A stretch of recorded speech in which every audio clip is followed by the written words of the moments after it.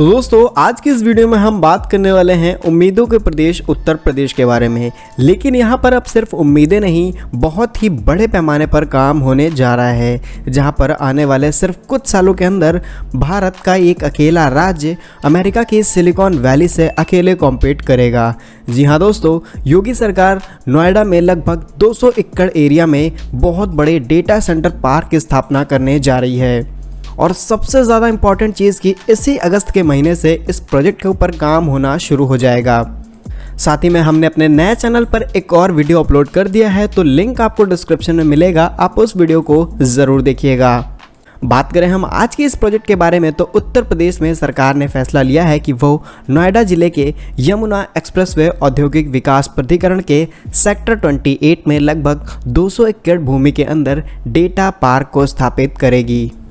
बनने वाले इस डेटा सेंटर से कई देशी और विदेशी कंपनियां आकर्षित होंगी, जहां पर लगभग बनने वाले इस पार्क में 20,000 करोड़ रुपए का निवेश संभव है, जिससे हजारों लोगों को रोजगार भी दिया जाएगा। साथ ही में आईटी विशेषज्ञों का कहना है कि आईटी और इलेक्ट्रॉनिक्स में भारी निवेश के साथ नोएडा सिर्फ कुछ वर्षों में अमेरिका की सिलिकॉन वैली से अकेले आगे निकल जाएगा। साथ ही में सरकार के रिपोर्ट के हिसाब से माने तो आईटी और इलेक्ट्रॉनिक्स क्षेत्र में कई प्रमुख कंपनियों ने पिछले 4 सालों में नोएडा में पहले ही निवेश कर दिया है, जहां पर माइक्रोसॉफ्ट, अडानी ग्रुप, एमएक्यू जैसी कंपनियों ने अपने डेटा सेंटर को स्थापित करने के लिए जमीन भी खरीद ली है। इसके अलावा HCL, गूगल, TCS जैसी कंपनियों ने तो नोएडा में अपने खुद के डेटा सेंटर्स को स्थापित भी कर लिया है, जबकि Hiranandani group, net magic services, STT private limited और अग्रवाल एसोसिएटेड लिमिटेड अपने खुद के डेटा सेंटर्स उत्तर प्रदेश के नोएडा में स्थापित करने वाले हैं। और ये प्रोजेक्ट बहुत ही आसानी से बन जाए, इसके लिए योगी सरकार ने कई बड़ी नीतियां बनाई हैं।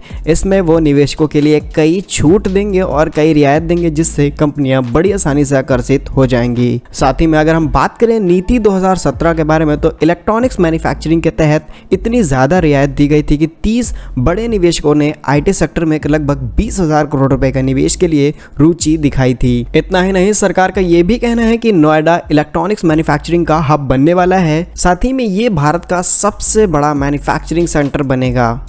वहीं वर्ष 2017 की बात करें तो सरकार द्वारा लिए गए इस फैसले से चीन, ताइवान, कोरियन और कई नामी कंपनियों ने उत्तर प्रदेश में निवेश की जानकारी शेयर की थी। हालांकि अब किसी भी चाइनीज़ कंपनी को एक्सेप्ट नहीं किया जाएगा। हम और ज़्यादा डिटेल्स के बारे में बात करें तो यहाँ पर सेक्टर 145 के अंदर माइक्रोसॉफ्ट को 60,000 वर्ग मीटर की भूमि आवंटित की गई है, जिस जमीन पर जल्द ही माइक्रोसॉफ्ट 1800 करोड़ रुपए के निवेश से अपने सॉफ्टवेयर पार्क डेटा सेंटर को स्थापित करेगी, जिसमें 3500 से भी ज़्यादा लोगों को रोजगार दिया जाएगा। इसी स्कीम के तहत नोएडा अथॉरिटी ने अडानी ग्रुप को भी सेक्टर 62 में प्राइम लोकेशन पर 34,275 वर्ग मीटर की भूमि आवंटित की है।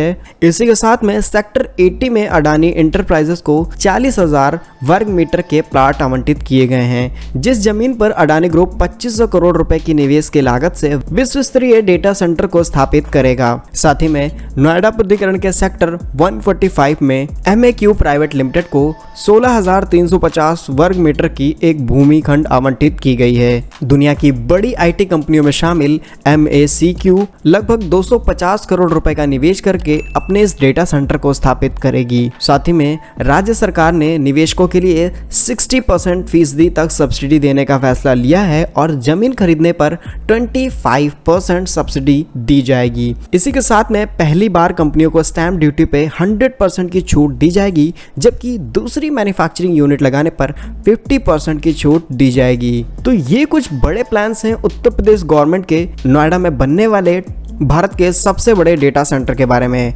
आप लोगों की इस पर क्या राय है, कमेंट सेक्शन में जरूर लिखिएगा। भारत के ऐसे और भी अपडेट्स पाने के लिए आप हमारे YouTube चैनल को जरूर सब्सक्राइब कीजिएगा। साथ ही में हमारे नए चैनल पर भी कुछ इंटरेस्टिंग वीडियोस अपलोड किए जा रहे हैं, लिंक आपको डिस्क्रिप्शन में मिलेगा, आप वहां की वीडियोस भी जरूर चेक कीजिएगा।